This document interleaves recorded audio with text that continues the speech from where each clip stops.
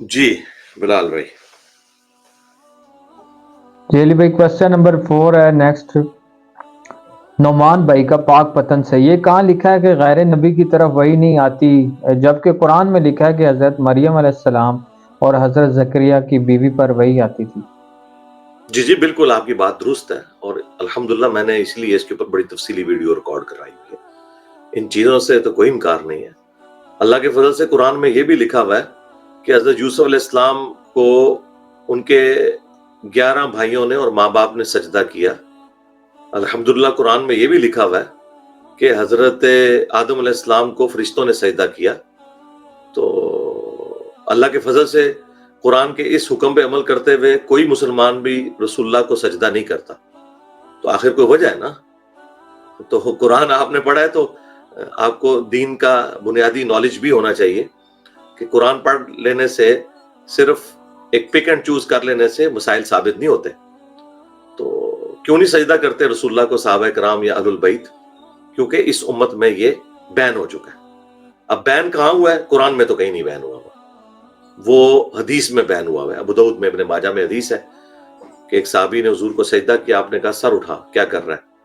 انہوں نے کہا میں ہیرا نامی جگہ میں گیا تھا کوفہ کے پاس شہر، وہاں لوگ اپنے سردار کو سجدہ کرتے ہیں، تو آپ تو اللہ کے نبی ہیں، آپ کو کیوں نہ سجدہ کریں؟ آپ نے فرمایا جب میں فوت ہو جاؤں گا اور میری قبر سے گزرو گے کیا میری قبر پہ بھی سجدہ کرو گے؟ انہوں نے کہا نہیں یا رسول اللہ. فرمایا پھر مجھے کیوں سجدہ کر رہے ہو؟ اگر میں سجدہ جائز سمجھتا تو بیویوں کو کہتا خامدوں کو سجدہ کریں اس حق کے سبب جو اللہ نے دیا ہے. اس صحابی نے آگے سے یہ نہیں کہا کہ یا رسول اللہ قرآن میں لکھا ہوا ہے کہ حضرت آدم کو فرشتوں نے سجدہ کیا، قرآن میں لکھا ہوا ہے کہ حضرت یوسف علیہ السلام کو ان کے ماں باپ اور بھائیوں نے سجدہ کیا، تو آپ کو ہم سجدہ نہ کریں؟ آپ قرآن کے خلاف چل رہے ہیں. ان کو پتا تھا کہ یہ قرآن کے شارع جو ہیں وہ رسول اللہ ہیں صلی اللہ علیہ وآلہ وسلم.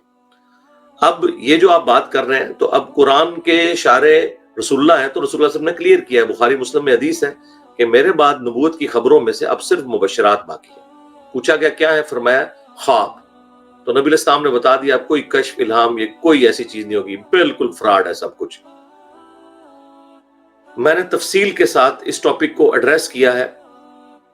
رپلائی ٹو مولانا اسحاق آن کشف اینڈ الہام، جو ابن عربی کی عبارت سے وہ ڈسیو ہوئے تھے، تو میں نے اس کے اوپر تفصیلی گفتگو کی ہے. اس میں نے بتایا کہ کشف کیا ہوتا ہے، الہام کیا ہوتا ہے، وحی خفی کیا ہوتی ہے، اور شرح صدر ہونا کیا ہوتا ہے.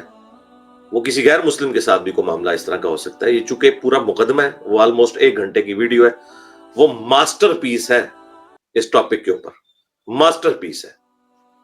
تو وہ آپ دیکھیں تو آپ کو اندازہ ہوگا کہ دین جو ہے وہ کتنا یعنی ایک انٹلیکچوئل طریقے سے دین کے احکامات اخذ کیے جاتے ہیں. اس طرح نہیں ہوتا کہ کوئی شخص جو ہے وہ کرولری بنانا شروع کر دے کہ جی اس طرح ہو گیا کہ حضرت ابراہیم کے بیٹے پیغمبر ہیں تو نبی علیہ السلام کے بیٹے کو بھی پیغمبر ہونا چاہیے. نہیں بھائی، ختم نبوت وہ ٹائٹل ہے کہ جس کے بعد اس امت کو کسی اور فضیلت کی ضرورت ہی نہیں ہے. ختم نبوت کا ٹائٹل دے کے اللہ تعالیٰ نے رسول اللہ کی اولاد میں سے نبوت لے لی، ورنہ تو کوئی گلہ کر سکتا تھا کہ حضرت ابراہیم علیہ السلام کے بیٹے پیغمبر ہیں تو رسول اللہ کے بیٹے بھی پیغمبر ہونے چاہیے تھے. لیکن اللہ نے رسول اللہ کو خاتم النبیین بنا کے اتنا بڑا ٹائٹل دیا ہے کہ وہ پھر باقی ساری چیزیں اب چھوٹی رہ گئیں کہ اس امت میں کیوں نہیں وہ ٹرانسفر ہوا کشف والا معاملہ، الہام والا معاملہ، اس لیے کہ ختم نبوت کا ٹائٹل ہے. اور دوسرا جو آپ مثالیں بھی دے رہے ہیں نا، وہ بھی اگر آپ دقت نظر سے دیکھیں تو وہ بھی اسپیسیفکلی جو مثالیں ہیں وہ انبیاء کرام کی ماؤں سے متعلق ہیں. اس میں بھی جو اصل ریزن ہے وہ موسیٰ علیہ السلام ہے، جو ان کی والدہ کی طرف وحی ہوئی، اور عیسیٰ علیہ السلام کی والدہ کی طرف وحی ہوئی، وہ بھی اصل ریزن عیسیٰ علیہ السلام ہے.